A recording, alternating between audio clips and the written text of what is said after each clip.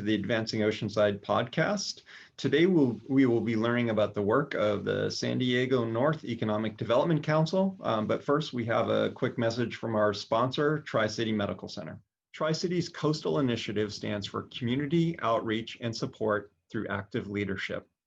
The goal of the Coastal Initiative is to move the needle on community health issues and address social determinants of health. Learn more at tricitymed.org/community. Thank you for joining us for the Advancing Oceanside Podcast. I'm your host, Scott Ashton, and today I'm excited to have as our guest Erik Bruvold, the CEO of the San Diego North Economic Development Council. How are you today, Erik? I'm doing great, Scott. Good. Well, we certainly want to learn about the work that you do at the EDC, but before we dive into that, why don't you tell us a little bit about yourself and what brought you to the EDC? Sure. So I've been in San Diego now for 34 years. I think, I'm about ready to take my honorary native test. They'll probably ask me, who John Horton was. I've worked in economic development in San Diego County now for 20 odd years. I did some trade association work for our local high-tech industry when I got out of grad school, and then worked for the regional EDC. I've done workforce research for National University. And about 3 years ago, there was the opening to take over the San Diego North EDC to kind of do a turnaround project with it. And I was excited for that challenge, and I've been in the role now for just a little less than 3 years.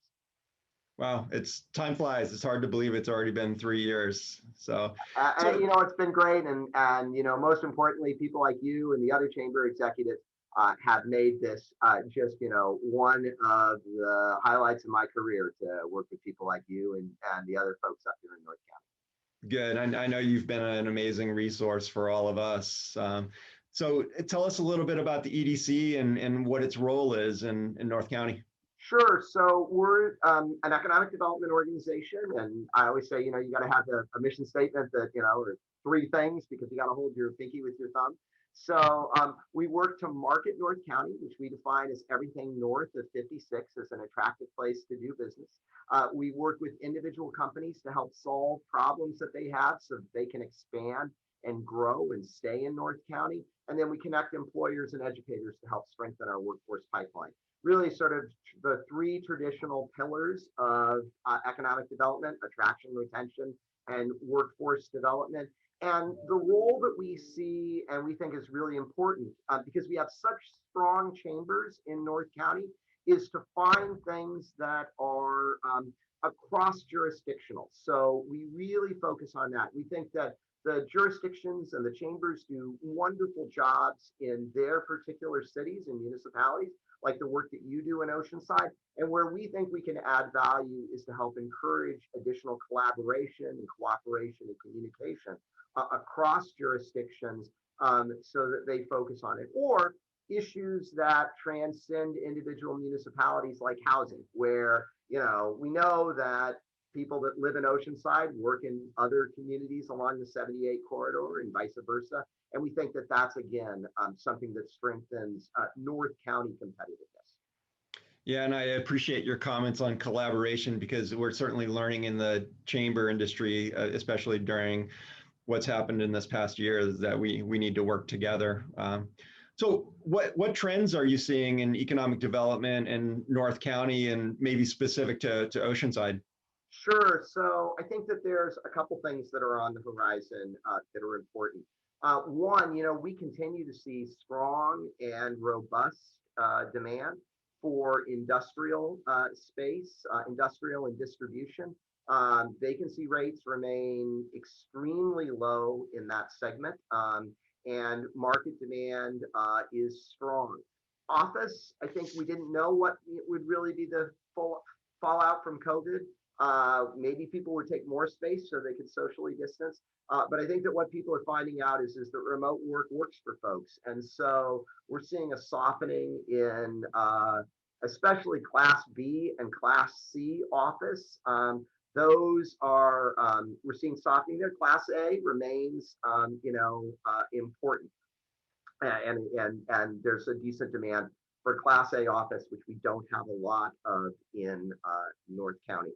I think what we're also seeing, which is, important, is just differences among industries. So manufacturers that were in the health science area and in medical device, long-term demographic trends, those industries are doing well.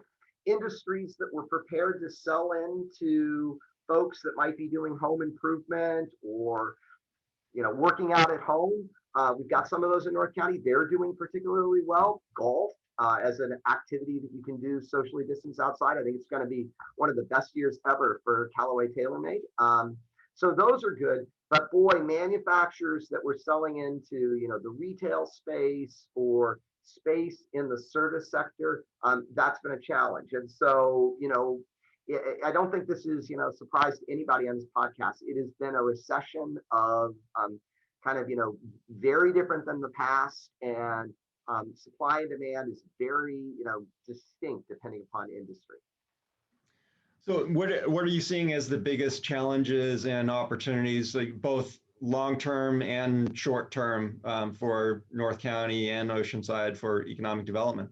So I think, the really great news for Oceanside, and it's really exciting, is just how much kind of a critical mass of investment is going on in the downtown Pierside area, right? I mean, in some senses, the kind of the way that most people think economic development works is that you get a critical mass and then it feeds off of itself. Use the analogy of a nuclear reactor, not in a bad way, but kind of that kind of focus.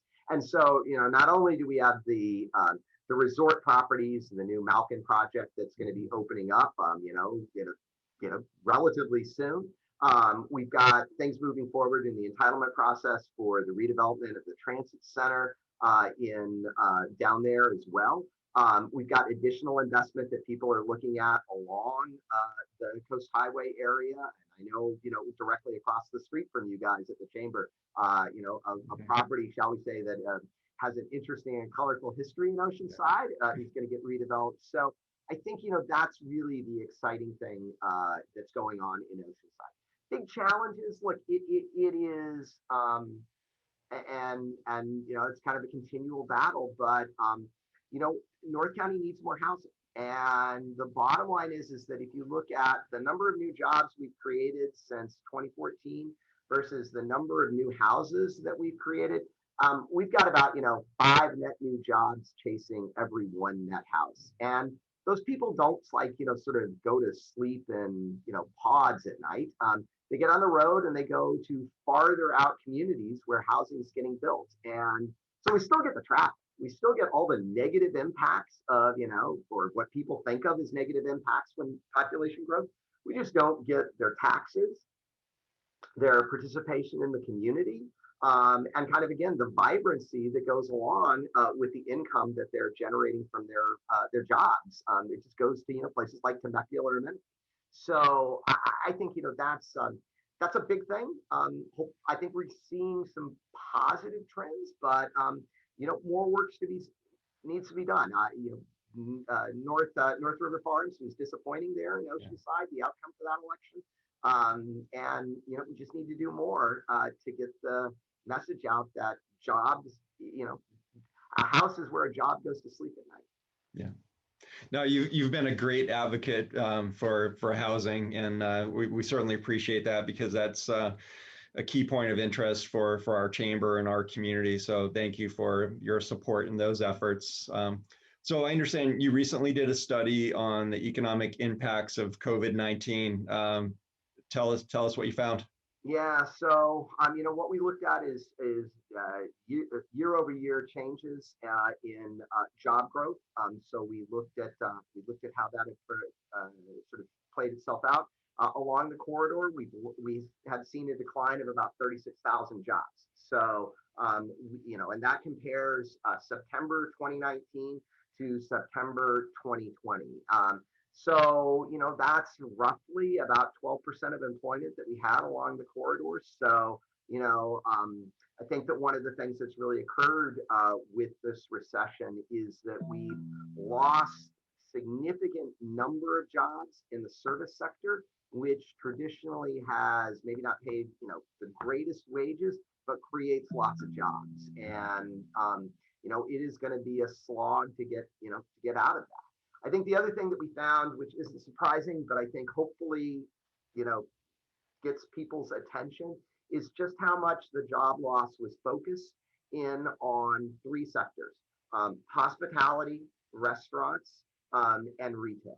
And I think that as we think about coming out of that, it is really going to be important at the local level, the regional level, the state level, to think about how we can make investments in those areas, as well as being realistic about long-term changes in the economy. So, in terms of that response, boy, I would love to see all the North County cities, not just Oceanside, not just Carlsbad, but everybody really look at Visit Oceanside and Visit Carlsbad as our two, kind of North County marketing arms, and figure out ways to make additional investments so that when people are coming back for leisure travel, hopefully next summer, we're prepared to be in the marketplace to get those heads in beds. I think on the retail side, I think we have to have some, honest conversations with our elected officials about kind of older, maybe more tired retail centers, and whether some of that's really going to ever come back. We've seen just an explosion of how people now are using, kind of in some sense, we accelerated the online purchasing, kind of maybe, sped it up a number of years from its general trend. And I think we have to have a real honest conversation about, do we have too much retail space, and what would be some alternative uses for that? And how can we, kind of expedite investments into those centers? Yeah, and that's an important point. That's something that's a topic of conversation right now in the city of Oceanside as they look at their general plan update. So thank you for addressing that. All that stuff on Coast, you got not all that stuff, but you got lots of properties on Coast Highway which are tired retail. I mean, honestly, right? I mean, the buildings are getting close to the end of obsolescence. The carrying costs on them are very low, but it's so proximate to the beach. It's so proximate to the hundreds of millions, if not billions of dollars we've made investments in the coaster and along the corridor and the whole entire coastal strip, that it's right for redevelopment and reinvestment. It's just important that the city really think hard about, has it sort of, set the pins up in the bowling alley for somebody to roll, a solid, 3 strikes and do well on their frame. And I think that's going to be really critical as we look forward. Great. So what would you tell our listeners about how to support a prosperous North County going forward? Sure. Well, I'll never say that, they shouldn't visit our website. So www.sdnedc.org. We are the only organization out there that's solely focused on North County. There's some great other economic development entities, but they look countywide. So we have a real North County focus. I also say that, look, the lifeblood of North County is our small businesses, Scott. And I think that, one of the great kind of, I knew it, but I didn't know it until I got up here, is just how strong our chambers are. And so supporting the Oceanside Chamber, supporting the other chambers where listeners might do business in, I think is really valuable because, what we've seen in 2020 is just how much at the local level, those chambers are directly focused on thinking of ways to create value, economies of scale, and really opportunity for businesses in their community to thrive.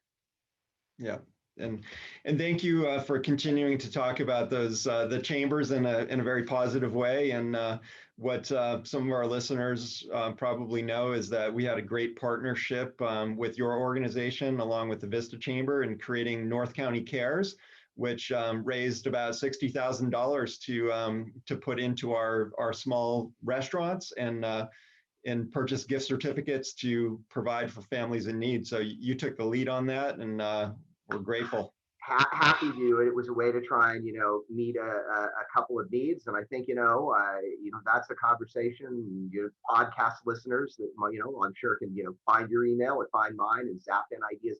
I think, we're going to have to do something in 2021, early 2021 for our restaurants again, because, leaving politics aside, it is a challenge. For the way in which the orders have moved back and forth and switched and kind of goalposts have been moved. And people made some pivots to do outdoor dining. And with that taken away, we've got to find ways to support them and get them through until we can get on the other side of the pandemic.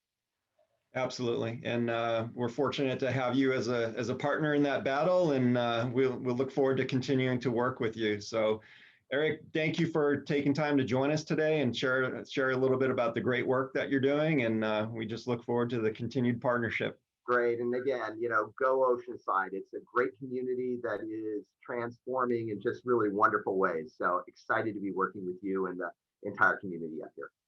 Awesome. Thank you. Take care.